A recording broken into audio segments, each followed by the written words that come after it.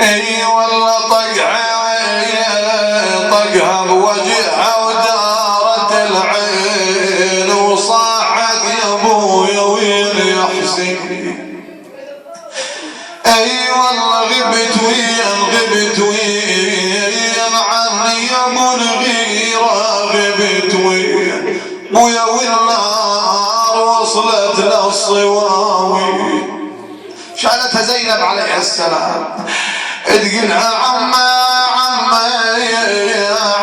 شو اسوي لو انا عباس يا ما جان والله يا قام قص جف اللطم والنعم.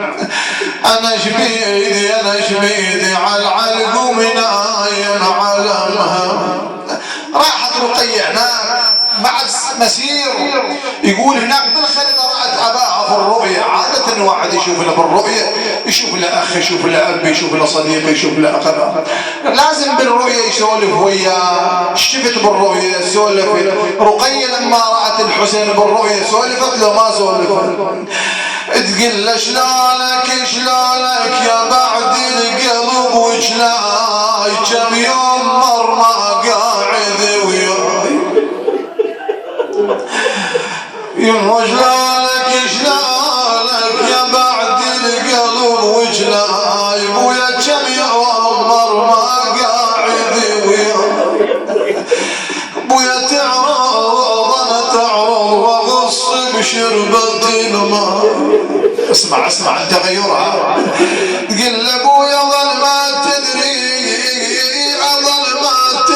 لو عندك علوم بويا بمتون بنتك بيا نور.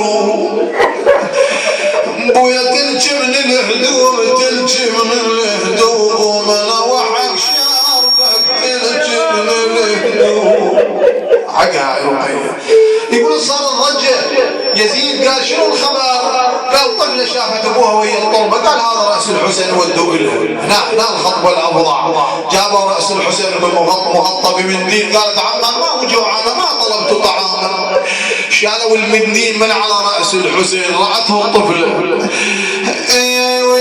والله من شافته مخضب بدمه. اي والله قامت تشم يا وين منحرق قامت تشم. اي والله وين جسمه عم شو هذا راسه ويا جسمه. اي والله عم ما حد يلم ظل مكرمل ما حد يلم. يقولون يوم من الايام هي بخربة الشام زينب قعدت الفجر ما لقت رقية. الفجر لقتها قاعدة بزاوية وتكنس بالتراب. طفل 4 سنوات عمرها. تسألها زينب عم شو من الفجر قاعدة تكنسين؟ تقول عم نفرش الدار يلا يا عم نفرش الدار. ليش عمش عندك من خبر؟ عم نفرش الدار عم بلجن يبين عود خطار. اذا اجى الخطار شو تسوي رقية؟ قل عم اقعد بحضنه واكشف اسرار من فريدون اصغار وكبار. الله نعم هكذا يقول رقية. ماتت رقية على القضاء على الراس. يقولون هناك سكينة طلبت من عمتها زينب عمها بقت رقية اختي غريبة الديار ما حد يزورها خل نروح نودعها. قاعدة يمها رقية سكينة هي بدأت تقرأ. تقلها سكنة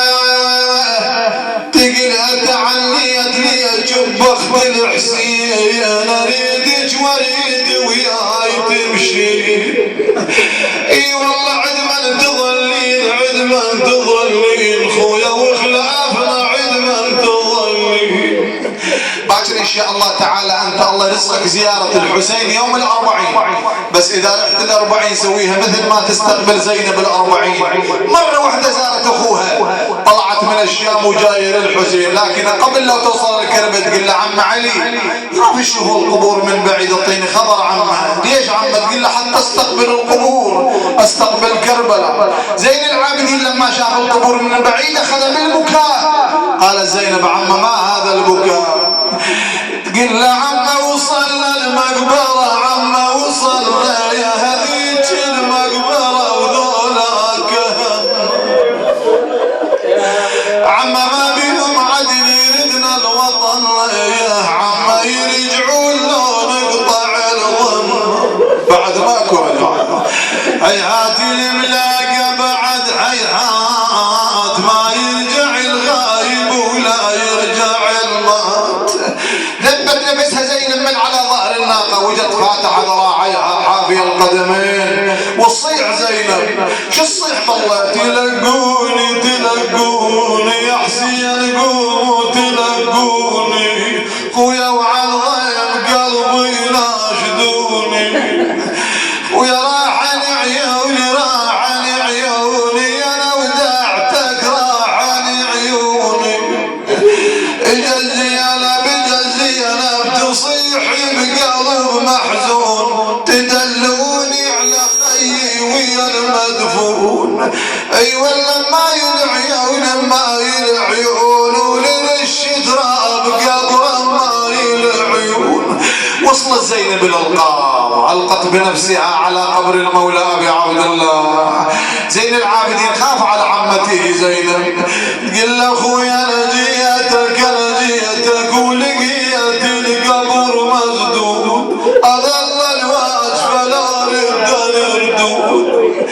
خويا خاف يصير علي ملقود، انا عتبي على مقطوع الزنود. الله اكبر. زين العابدين يقول خفت على عمتي زينب كادت ان تموت.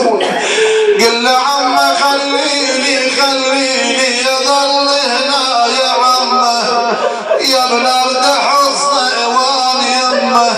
عمك الساعة جمه كل ساعة جمه، تراب اللحف كل ساعة جمه.